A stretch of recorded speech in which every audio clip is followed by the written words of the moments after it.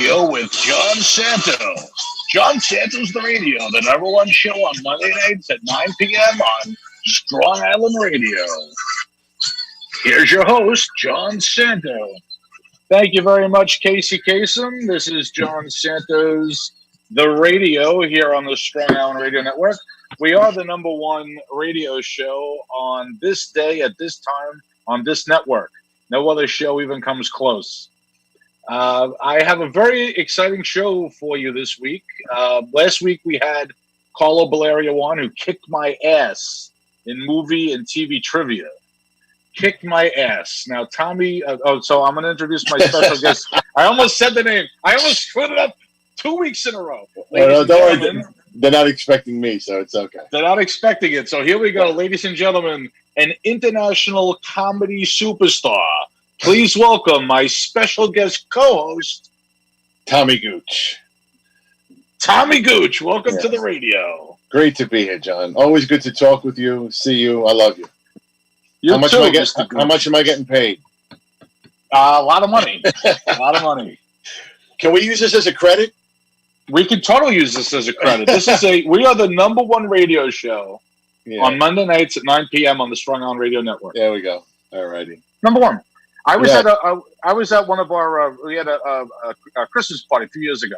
Yeah. Strong on TV and radio, and people were like, "Oh, who are you?" And I'm like, "I got the number one show on Mondays at 9 o'clock." And they're like, "Oh my God, that's so great!"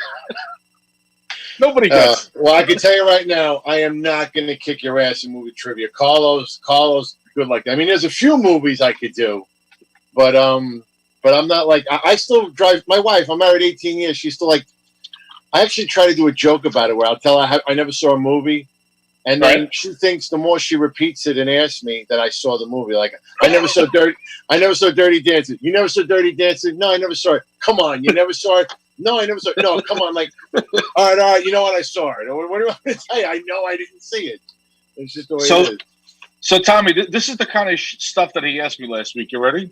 Yeah. You saw Die Hard, right? The first Die Hard movie? No, see what I'm You never saw Die Hard? I see how you're assuming I saw it. I never saw Die Hard. I'm so sorry. You never saw Die Hard? Come on. You want me to hang up and get another guest? You want to get another guest? I'm so sorry. No, come on. Die Hard? You never saw Die Hard? I never. Listen, channel surfing, maybe. I must have seen a total of 3 minutes. No, never saw it. I saw it. I'm so sorry. I think if I keep repeating the movie name, that you'll say. Yeah, there you go. That's what I'm saying. Come on, like Bruce Willis. No, it's not going to happen.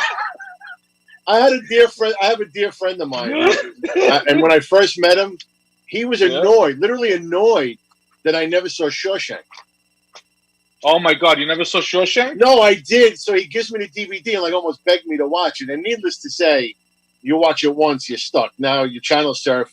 If you ever channel surfing and have something to do, you're like, oh, I'm done because you can't get it off. But.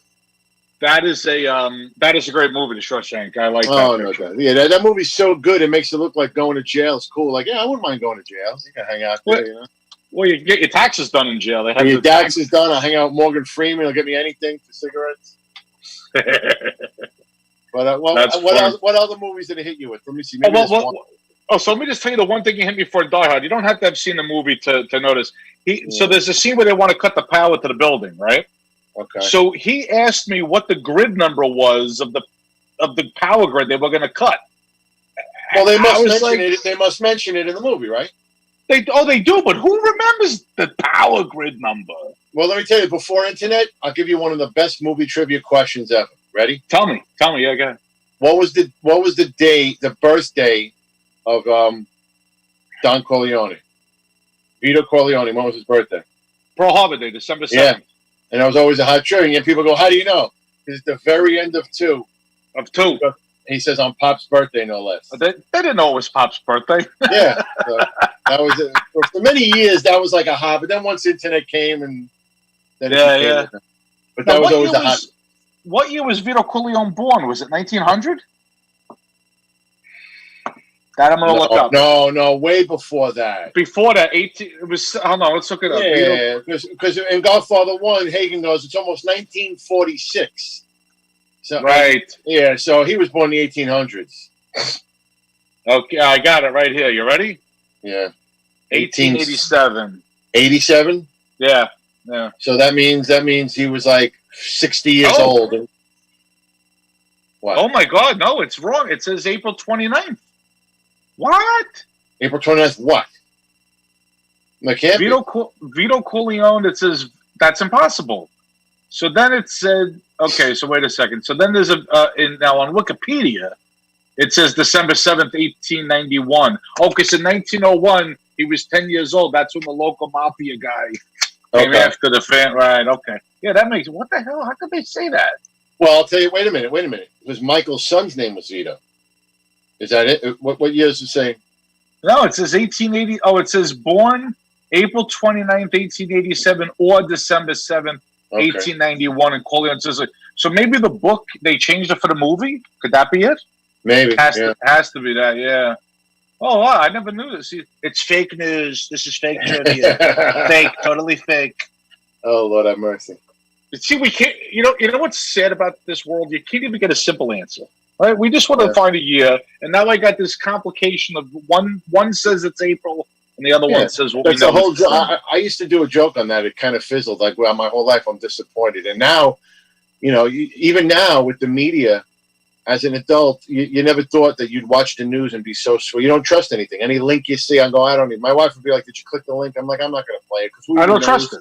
I don't trust it. I'm bored. It's dull. Everything is dull to me. So it just fits the narrative of my life. What? I'm going to tell you a true story. I got this email on the email that I use for my Facebook, and it said it was from a person, and it said, "We got your password," and they had my password, but they didn't have all my password. They had I use like a word, and then I use special characters. They had the word. They didn't have the special characters, but they had the word and the number. They had it. So they somehow hacked me, and it said, if you don't give us $2,000 in Bitcoin, we're going to tell all your friends and wipe out your Facebook and spread things about you. But they didn't have so I changed my password. I changed it again. Yeah. That was scary, but I have a feeling that they did some kind of search, and from what I understand, it was a scam that went out to a lot of people. But they had the password. You want to laugh, John?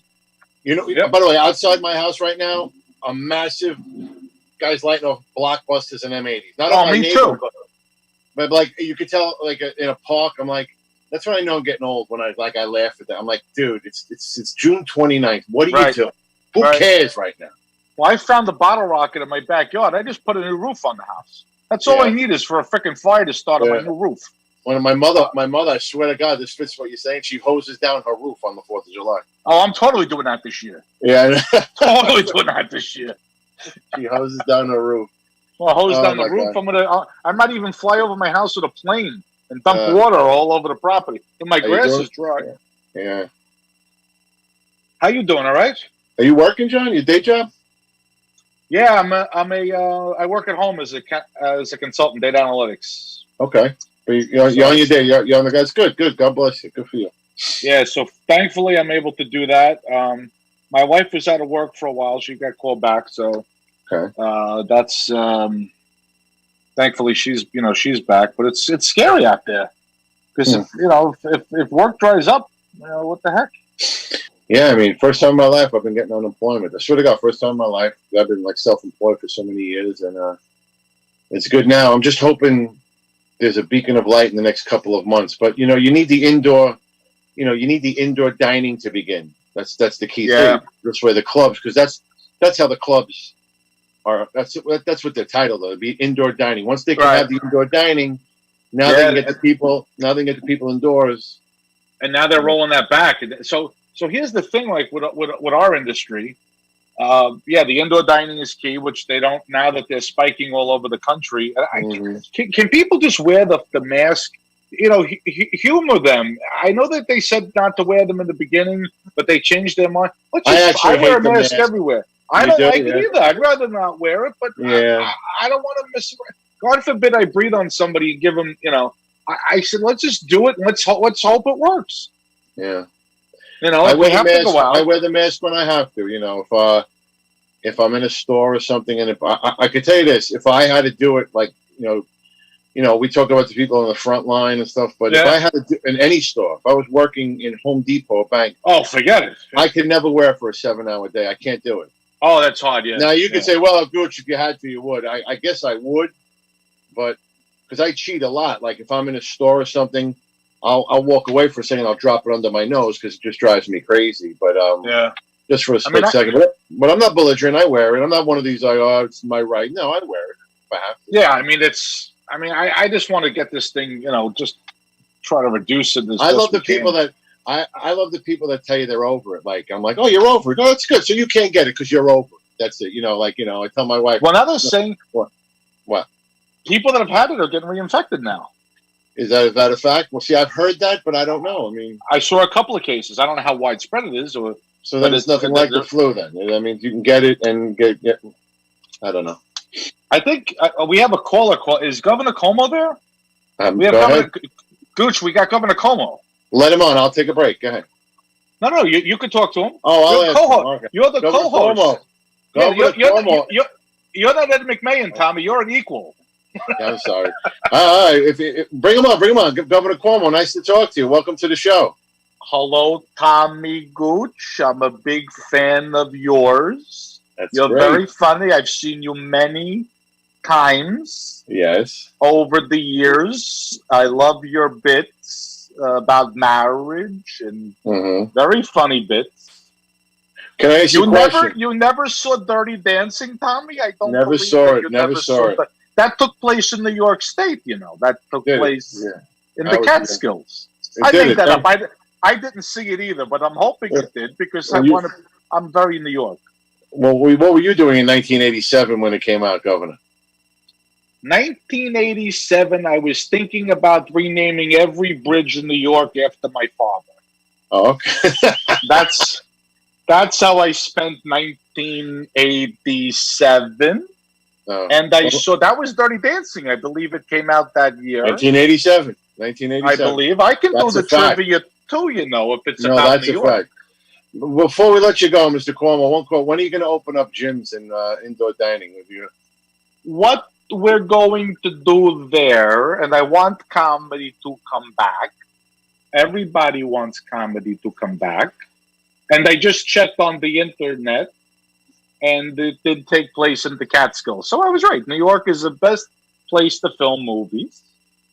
Unless you're making a movie about Paris, then maybe not so much. But we want the comedy to come back. But here's the problem, Tommy Gooch.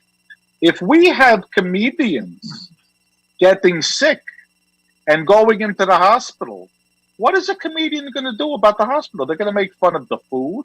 They're going to make fun of the doctor. They're going to make fun of the medical. We could have a bad situation with too many comedians in the hospital. That could overwhelm the staff with stupid jokes. Well, that kind of makes sense, so I appreciate that. Well, it's good to have you, Mr. Cuomo. I hope to run into you again during better times. Thank you, Tommy. Big fan. Not so much of that other guy on the. Well, we're going to bring him back because I like him very much. So, John Santo, back in the house.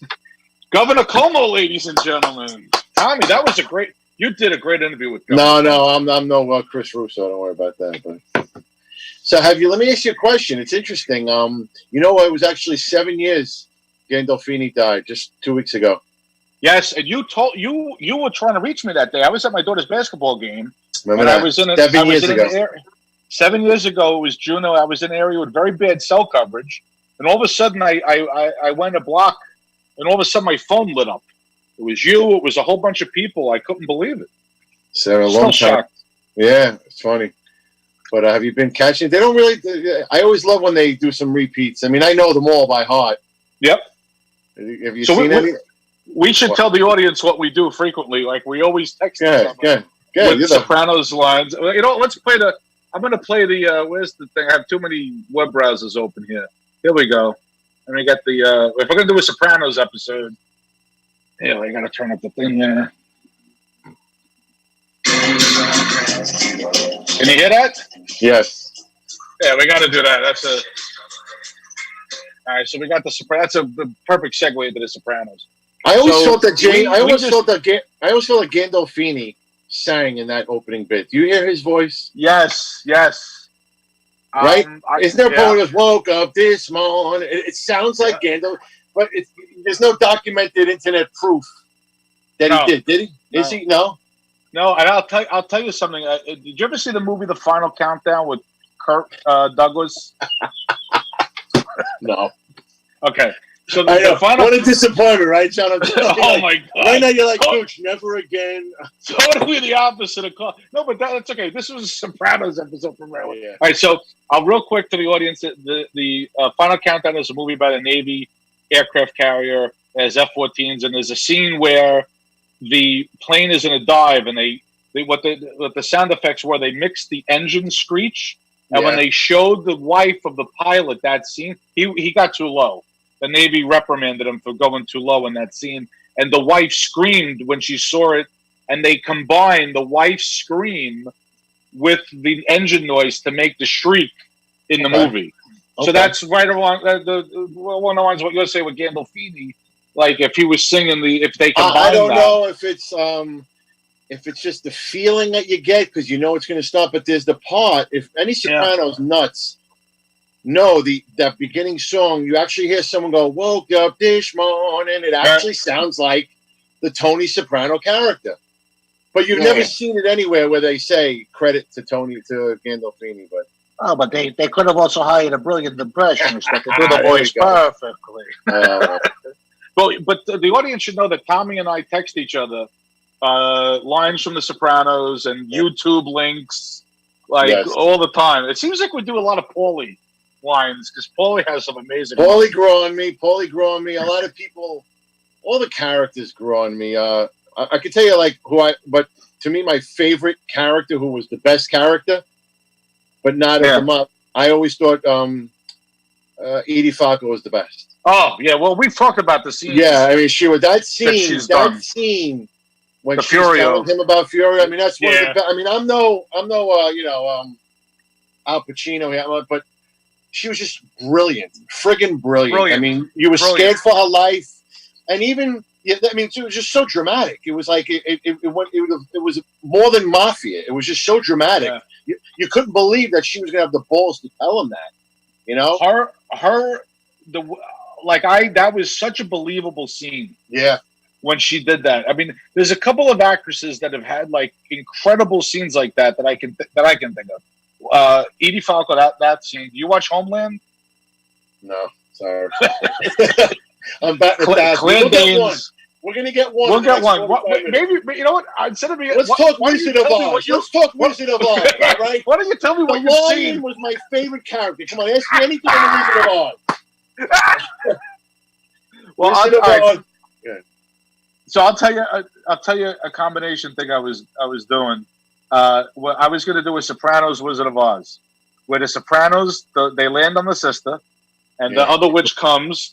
And she's like, "You killed my sister." He's like, "Whoa, what the fuck? We were just in the house playing cards. We didn't have no control over where the house landed. We're victims too." Oh, you know, we're here 2 minutes. We're under indictment for murder. You know? Who's the other actress you were talking about? Who's the other actress? You said Edie Falco. Claire Danes in Homeland was fantastic. Claire Danes. That was it. Those two. Another scene. I always said also when he was in the hospital in the coma. Oh yeah. She was very believable. She looked like a wife who had been in the hospital and not sleeping. She humbled herself. She didn't wear makeup. She looked like a woman who was sleeping in the hospital overnight. Calm. Sometimes what? Calm. 2 nights in this ICU. You gotta get home. This isn't good for you. Remember that? Oh, that was great. But what right there was one of our favorite lines ever. Was when she goes, "Could one of you drive AJ home?" Van Helsing. Let's go. Van Helsing, yes, that was great. When he said that, when I was watching it for the first time, Van Helsing. I had to Tommy. I could not. My stomach hurt. I was laughing for 10 minutes straight. John, I can't tell you how many times I'm channel surfing on the guide, and I see Van Helsing, and I think of you. Oh, Van Helsing! You texted me. I've sent you screenshots. Screenshot. Van Helsing. So, Van Helsing, let's go. My wife got mad because I had to pause the show. Yeah. I could not. I had that pain in my stomach from laughing for 10 minutes. My wife's so pissed off. She wants to keep watching the show.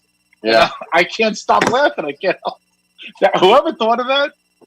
Do you know come on, anything? all of those things, all of those ones, even when he's peeing, relax there, Bluto. That's, when come on.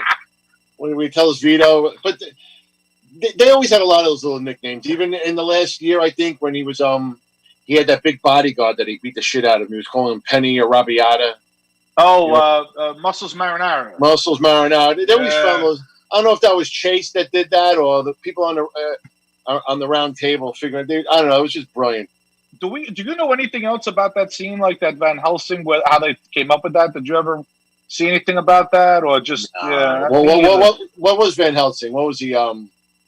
What was he sleep? Didn't he sleep a lot? What was that about, Van Helsing? It was the long hair. Oh, the long hair. That's all. Yeah. Yeah. No, but I was wondering if you saw anything on the Sopranos documentary that said why they did that. It was brilliant. Whoever came up with that, brilliant. No, there was David Chase had a lot of little things. Like even when they had Frankie Valli. Remember when they had Frankie Valli who played Rusty? Yeah. There was the one scene where he's in a restaurant. He orders the wine and he goes Opus. Now, Frankie Valli had a great song called Opus 17.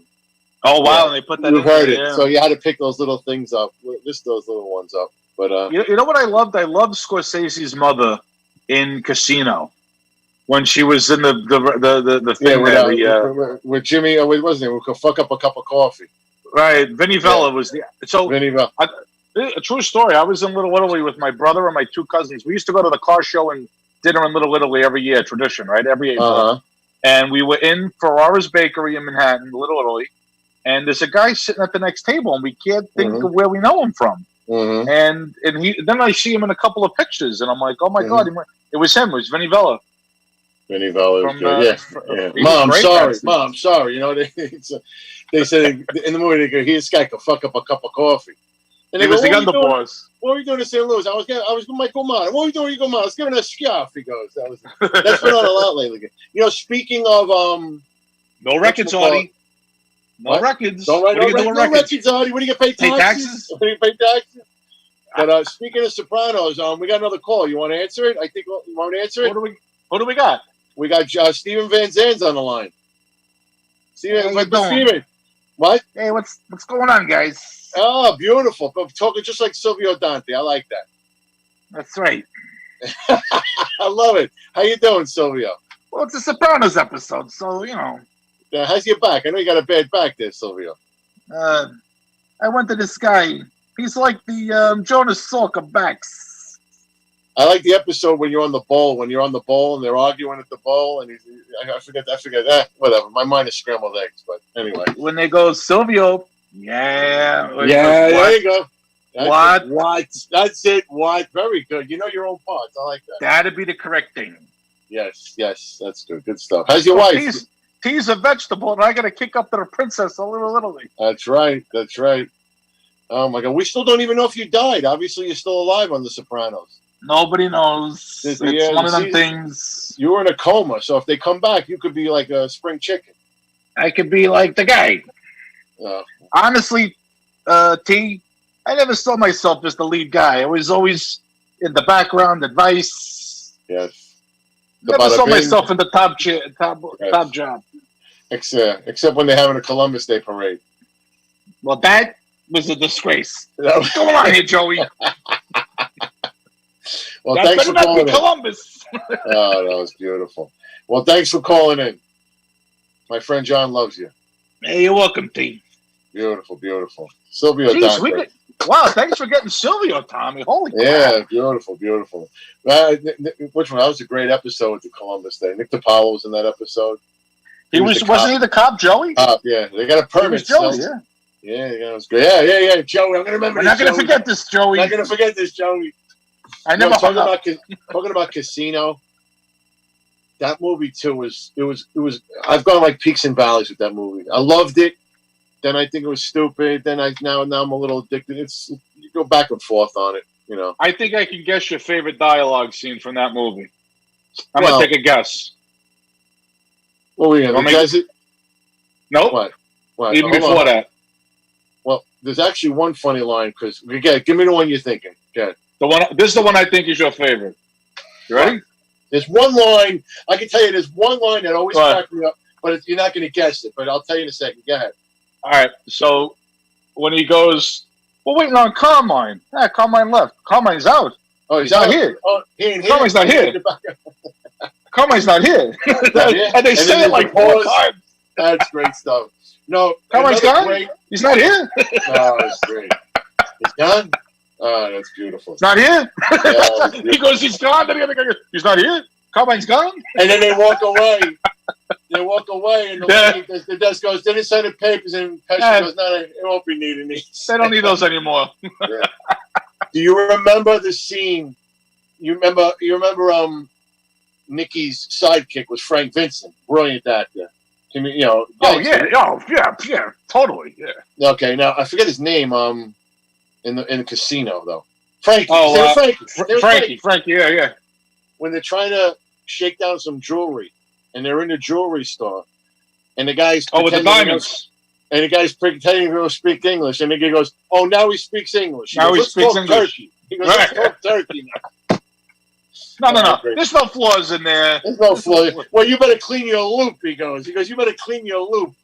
Clean your loop. And then he goes, "Well, you better clean your fucking loop because there ain't no flaws."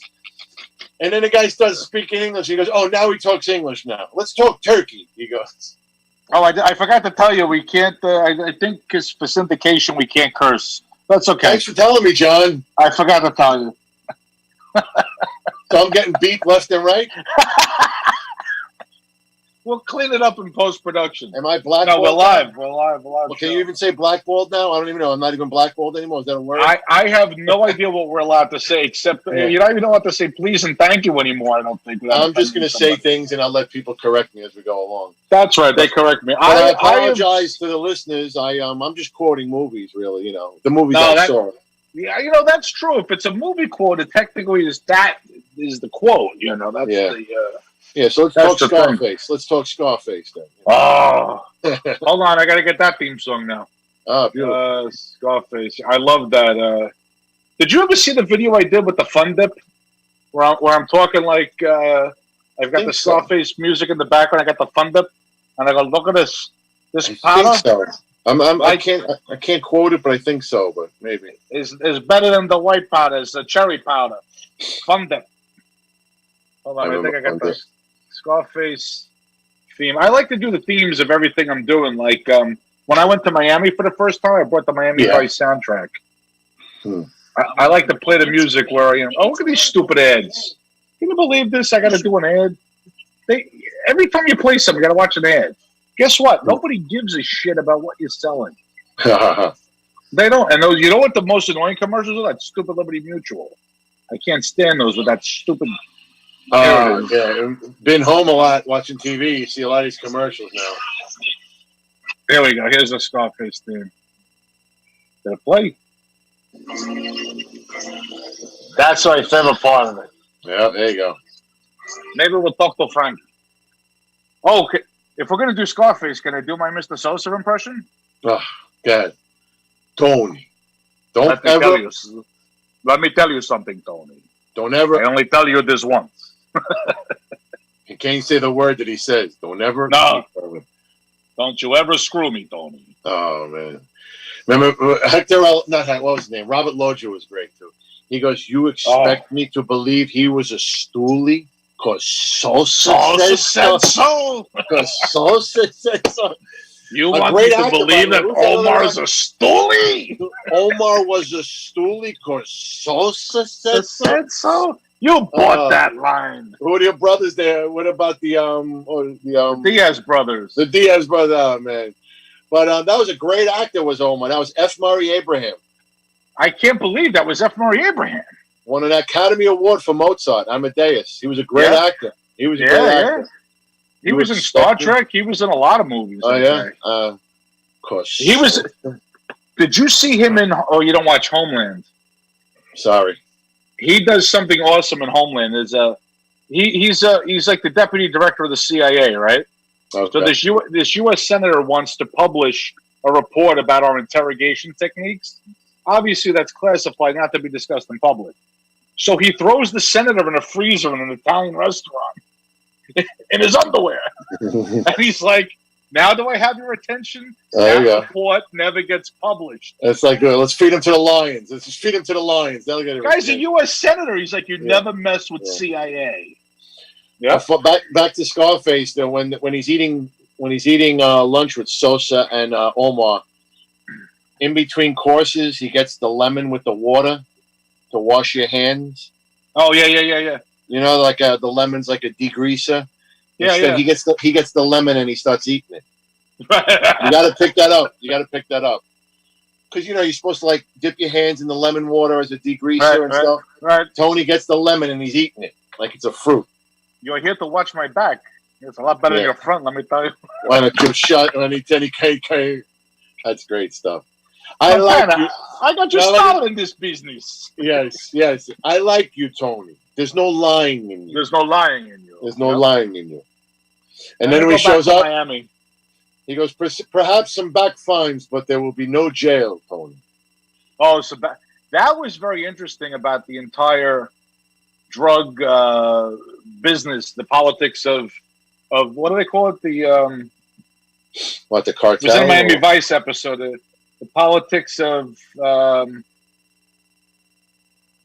the hell was the name? It was What? It was in the Glenn Fry song. Miami Vice. Hold on, I gotta look it up now. The politics of contraband is something they called it. Okay. It was a big term back in the 80s. The Smuggler's Blues. It was in Smuggler's Blues of Glenn Fry. Blues, Glenn Fry. I'm looking it up. That was a pivotal scene in the politics of contraband. Hold on, I'll look it up. Everything. Yeah, politics of contraband. So that was like how Washington was involved, and then that guy they tried to blow up with the car. He's like, this interesting character has a house in Switzerland. What is the Minister of Defense of Bolivia living in Switzerland? Mm-hmm. I mean, I admit when I saw that movie, I was 15 years old. I didn't know anything really about anything. Me neither. Yeah. I had to look it up later. Even though I've been watching. I've had this whole renaissance with Rocky with my son over the past year or two. Where we were watching them. And I love when you're finding out that Rocky IV, there was a political undertone. I didn't realize that. When I was a kid, I'm 17 years old. I'm not paying attention to the Cold War and Russia. Oh, the height of the Cold War, yeah. I didn't care. I'm like, did Rocky win? That's all I care. I liked Rocky, the Balboa movie, when he fights the younger fighter. Yeah, what I liked about that one is that a 50-something was beating up a millennial. That I liked, because that guy was a wise-ass millennial, and Rocky beat the shit out of him. Did you see all the Rockies? You know the chronology? I've seen all the Rockies. I even saw the one where he goes, hey, you won't give me a license. They wrote a document down the street that says I can do what I want to do. Yeah, that's six. That's Rocky 6, Balboa. It just bothered me that in four, I mean, he's washing Lamborghinis. He's fighting a Russian. Yeah. And this guy's got a mansion mansions and mansions. And then, in 5, he's back in Philadelphia and she's working in the fish store for $8 an hour. Baloney. It would never happen. Yeah, once you have that much money, it's hard to lose. Yeah. I don't care how much money you lose, what power of attorney. I know there's creative license when you do movies, but that was ridiculous. The audience just couldn't believe that. And even in 6, even in Rocky Balboa, he fights the guy Mason Dixon, right? Yep. Now, you would like to think if that were to happen, we know it would never happen, but you would like to believe that he would get at least a 7-digit figure, right? He'd get like $10 million. Okay. Yeah. And now they go to Creed, and he's still like, he's got the restaurant, right? Yeah, I mean, what do you do? What, come on, hello. You got to elevate a little bit. What are you doing? You want to say he has a restaurant, fine, but why are you still living like a dog? Right. It just didn't jive. It just didn't jive, Yeah, that was a little weird that they did that there. And the son changed too many times. Yeah. I think they had 5 or 6 characters who played the son. Obviously, he had him. When he had him as a newborn in Rocky 2, that was his son. Was it really? When he's in the crib, we Googled it. Oh, wow. Just too many times. Because Adrian had the best, speeches. Adrian knew how to motivate him. Always the best speech. When she showed up in Russia, and she's there in Siberia or whatever. Yeah, yeah. So yeah. my wife don't even come out and help me shovel. That's a great one. So I'll wait for my wife, to be standing there. It's like, hey, yo, why don't you grab a shovel and help me do this, Yeah. But she doesn't even give it a speech. She just yells at me to get it done, I used to do a joke on that when The Godfather. Remember Godfather 2 when De Niro, who's playing Corleone, he brings home his wife a pear. Oh, yeah. And she's like, oh, what a beautiful pear. I'm like, my wife wouldn't get that excited if I bought a fruit store. So I'm writing this down. I'm going to use that in my act. I like that Adrian bit. That's a good bit, especially in the wintertime. Adrian shows up in Siberia. My wife doesn't even help me shovel. My wife. Siberia. My wife. Oh, my God. And you know what she told me? She told me I can't buy a snowblower. But John, I'm 52 years old. Buy. I'm 52 years old. I've had a house 17 years. I've never had a snowblower. And I have sciatica. I need a hip replacement. But, yeah. But anyway, what could I say? Well, I have a, I got to do the driveway. It's not easy. I want a snowblower. You know who's good with a snowblower? Oh.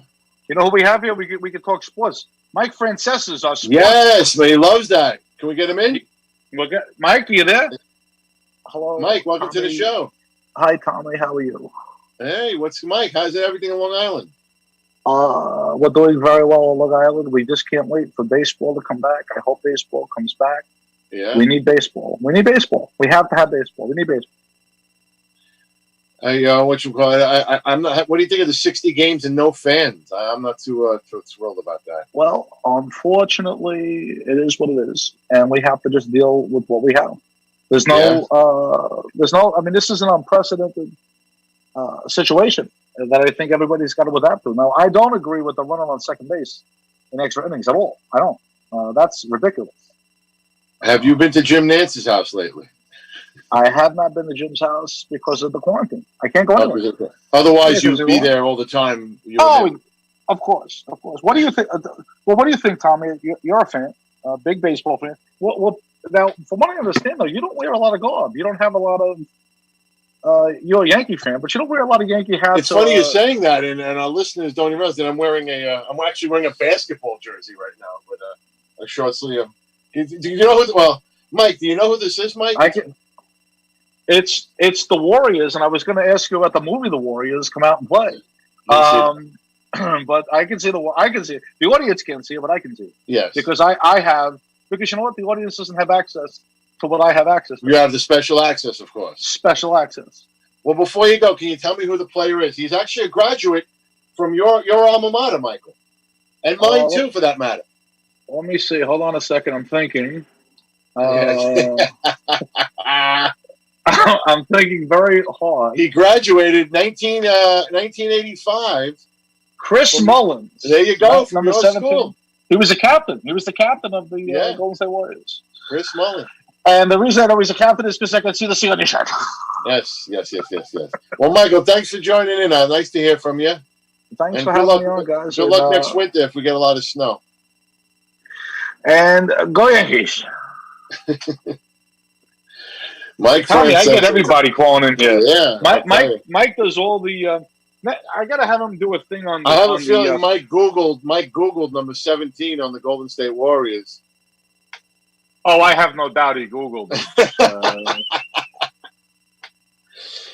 But anyway, it's funny. It's funny though, John. Mike brought up the garb, and I remember you saying that to me that I don't wear the garb, but I've changed. It's just I have changed since we've discussed it. And it comes with going to the game with my son. I've always had jerseys, but I just never wore them. And now, with my son, he's brought out like the little kid in me a little bit. What did I say to you when I saw you at the Giant game? What did I say? It was August though. That was a preseason game, and it was like 90 degrees. Yeah. And I was wearing like a dry fit shirt. But I go to the game now. It's always a jersey. I wear a jersey. Yep. I mean, I on those hot days. So one time I went to a because we have Jet and Giant tickets. So one time I went to a Jet game and I was in the club. Right, our Jet seats we have the club. The Giant seats were down on the field. Although I went to the Giant game with the Black Cat with my friend because he ran the marathon the day before. Yeah, He's a Cowboys fan, so I went with him to the game, and the best tickets I could get were where we normally sit with the Jets, which is in the club. But I had my Jet polo shirt on, and then I have my ticket lanyard because the Jets give you a ticket on a card. The Giants still give you a paper ticket, which I like because I save all the tickets. Same here. But the Jets give you a card which has your ticket on it, right? So I'm walking around with the lanyard and the polo shirt, and people are asking me questions. Like I work there. Yeah. So now I go jersey on. I do it. My son only wears Giants or Yankees because that's what we like, and pretty much I do the same thing. But what I do is I buy stuff like see, I'm wearing this because he was a great player. I liked him Mullen when he played, and I'll wear like I have other great players. So I have a Bart Starr jersey, a Johnny Unitas jersey. So maybe if the Giants played the Colts, I would wear my Unitas jersey. But okay. But I'll tell you a funny story with the jerseys at the Met game. I was one time LaRocchia got tickets for the Mets, and we're on the M&M suite seats. Go. And it was like EMS night, so he got him to the fire department, I think. And we're on that, and I have a jersey with Santo on the back, number 7, right? Because I don't have to worry. I'm never getting traded.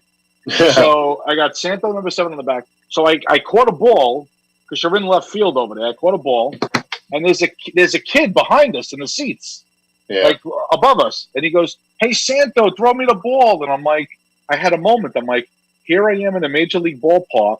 A kid yelled my name because he read the jersey, and he wanted me to throw him a ball. That was the closest I ever had to being in the majors where I could throw a fan a ball.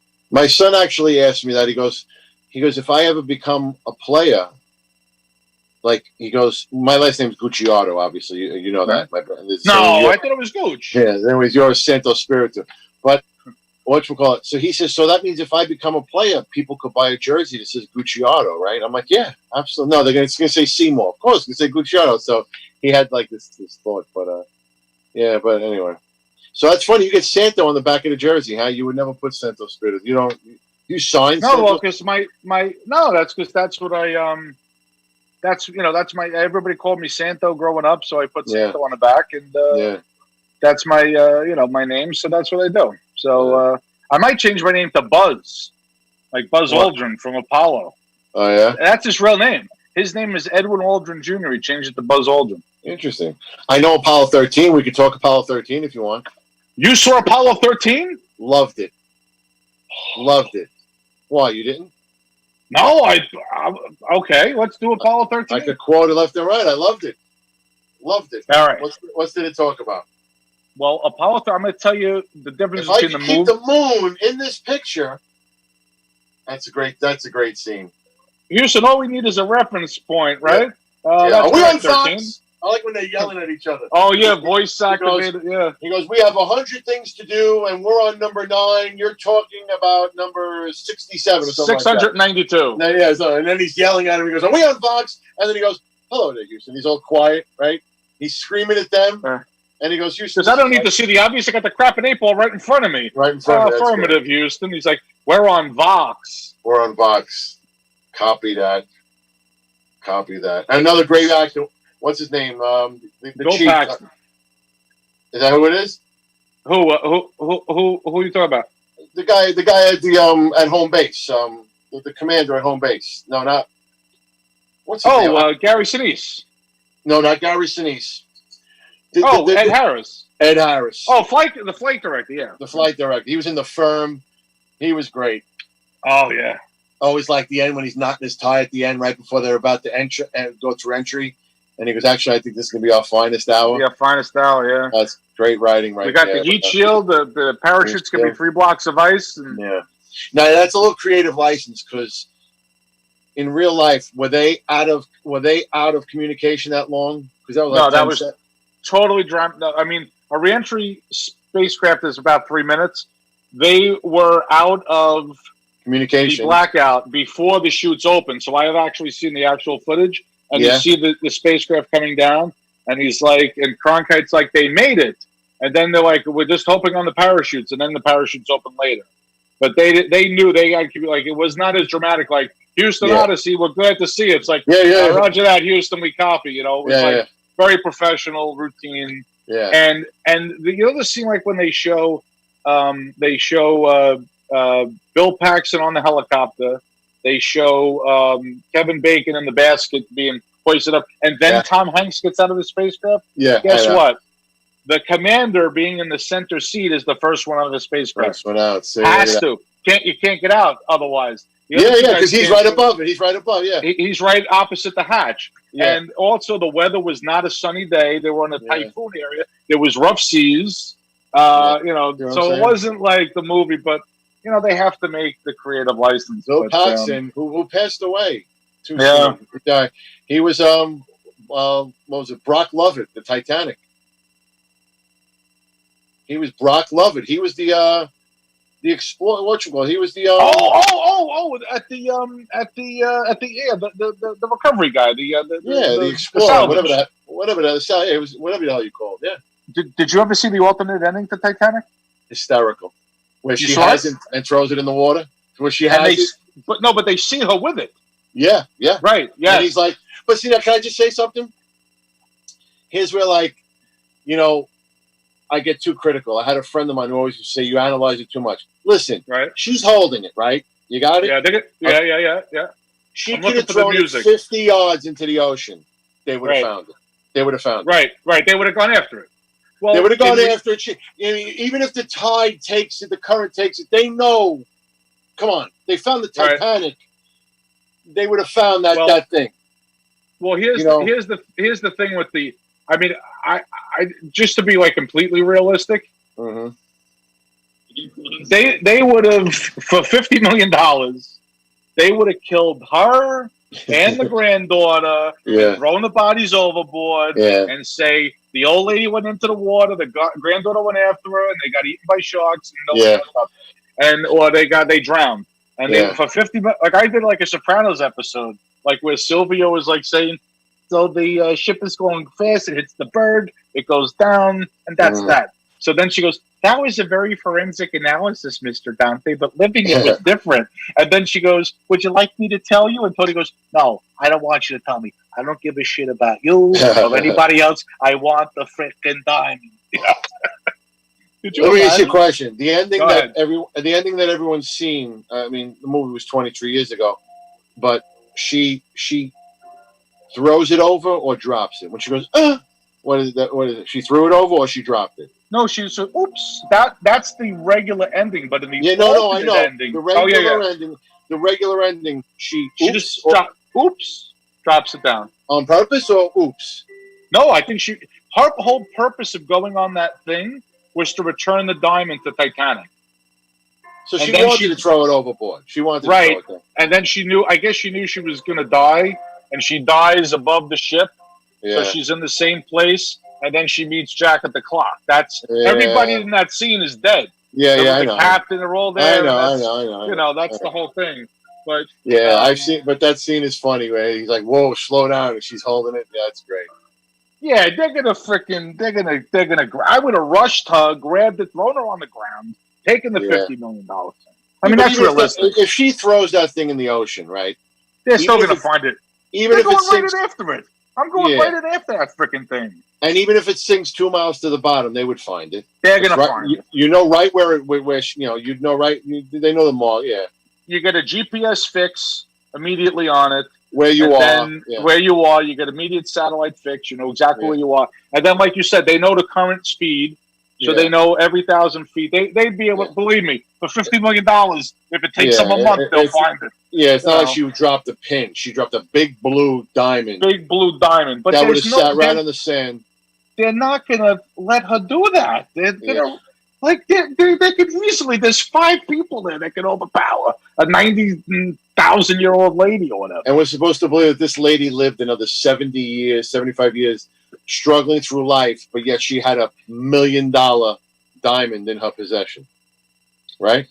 $50 million, I think they said it was worth. And we're supposed to believe she went down with the ship, and it sinks, and she's floating on a bedpost, and that whole time the diamond was in her pocket, never got lost. Never got lost. Right?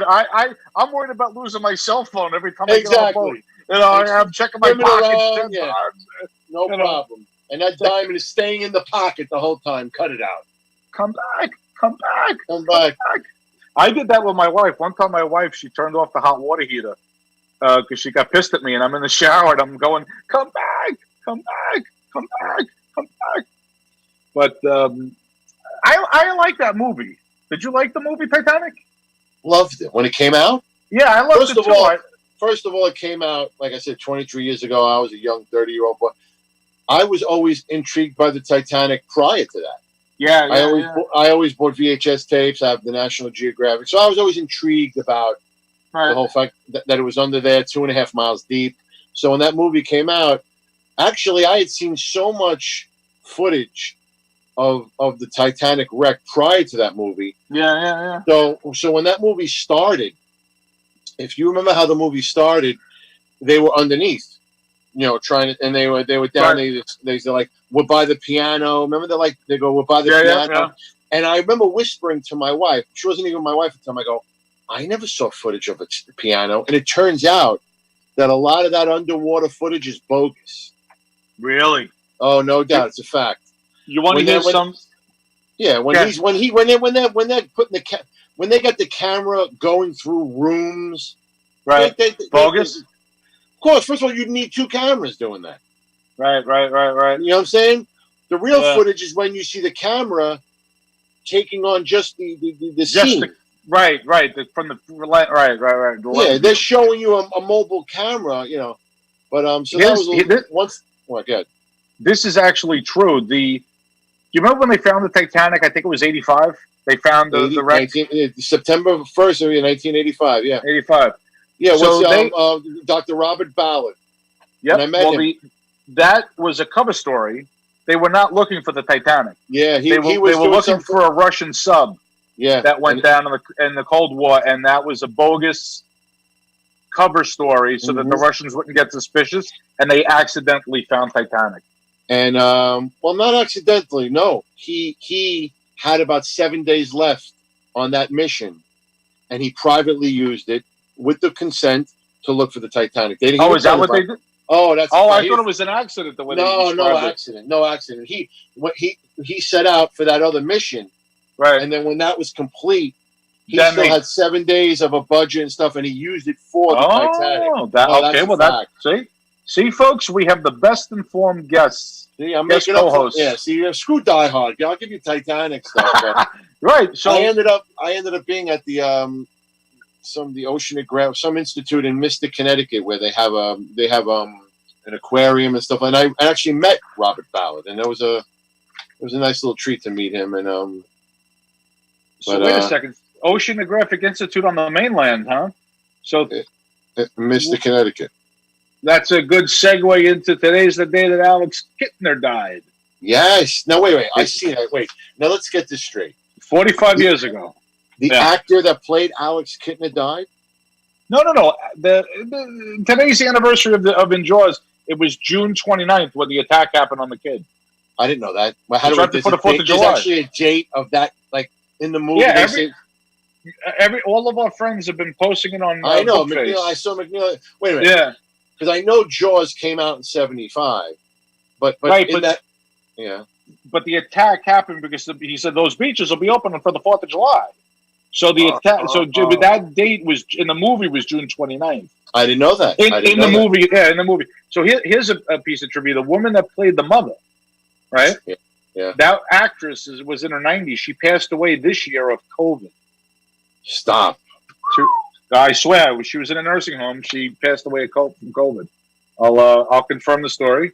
Wow. We're not fake news on the radio. We're the actual news. And that was 45 years ago. So she had to be. Actress played. She had to be in her 80s, high 80s. Yeah. Kittner. So, Jaws actress Lee Fierro, who's Mrs. Kittner slapped Chief Brody, dies of coronavirus at 91. The story is from April 91. Of this year. Yeah. Yeah, Lee Fierro. And she slapped Chief Brody in the face. Yeah, you knew it, and you knew it. Yeah. You knew, and you left. You knew it. You know what the whole thing about that bothers me? How do you know there was only one shot? How do you know there was only one shot? Yeah. I love that movie. That was like one of the best movies ever. That whole ending, the whole situation. But the fact but who would have been better as Chief Brody? See, I was going to do like a remake. Schwarzenegger should have been Chief Brody. Smile, you son of a bitch. And he could have like a bazooka, you know. Yeah. I need my air.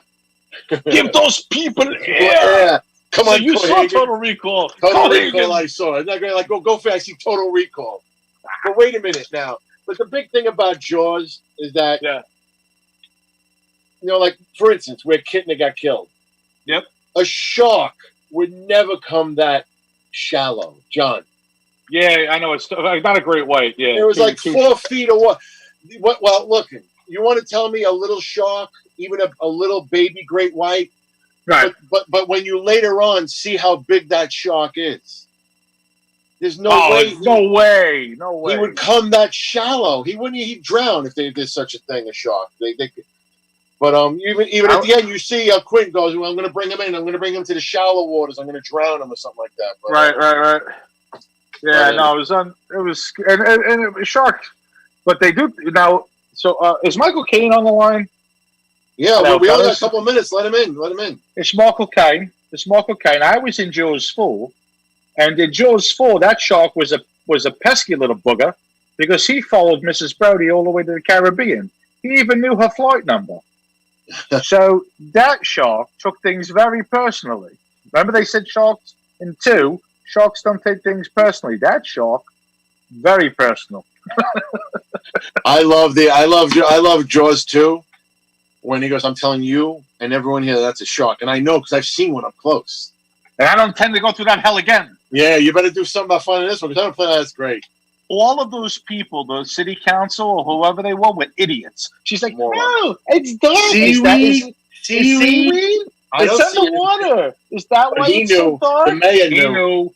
The mayor knew. It's like, Martin, don't push it this time. He was right the last time. Why would he push it this time? Yeah. He was right the last time. Remember you were in the hospital? Actor. You were crying like a baby, you idiot mayor?